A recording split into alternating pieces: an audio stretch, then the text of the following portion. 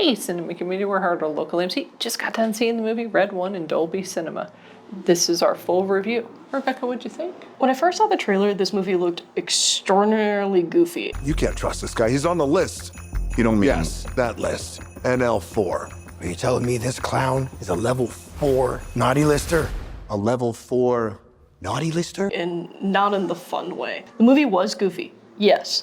Oh, is that funny to you? Hey. But it also had some emotional heft to it. I saw the trailer. Immediately I wanted to see it. It looked funny, it looked snappy, it looked pretty original.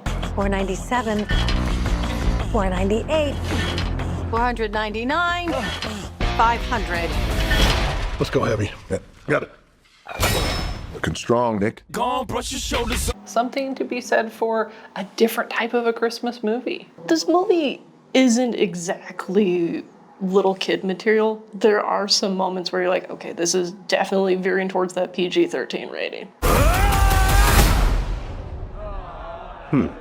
Interesting. My turn! Oh my God. Is my face still there? Yeah, you look good. This movie was rated PG-13, actually for good reason. There's a lot of action.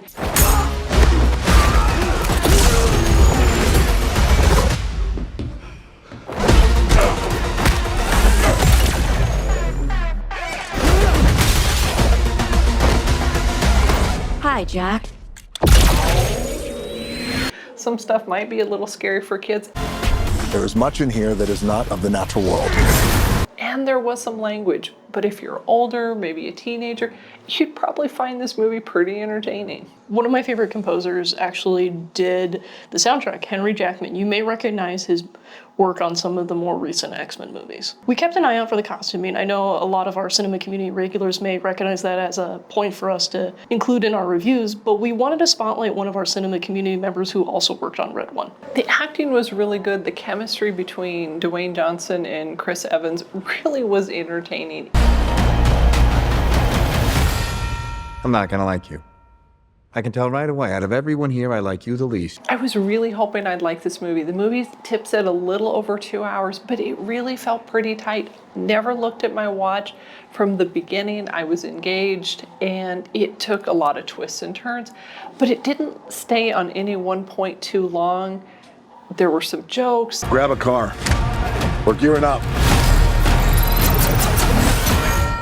How did... I adjusted it to reality.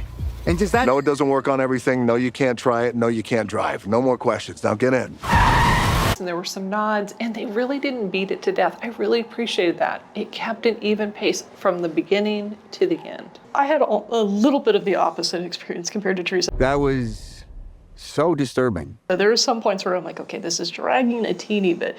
One thing I appreciate about this movie is it's very easy, especially in a parody like this, you can expect a bit of cynicism. This one had some reasons for the cynicism, but ultimately there was optimism coloring this movie, which I think in a Christmas movie is hard to do, especially when it's a Christmas action movie. Honestly, there were some points in the movie where you're wondering, how did they time travel? How in the world does Santa Claus even get all these gifts down the chimney? You doing some last-minute Christmas shopping? Toy stores. Toy stores what? The supply closets are portal stations for the North Pole transit system.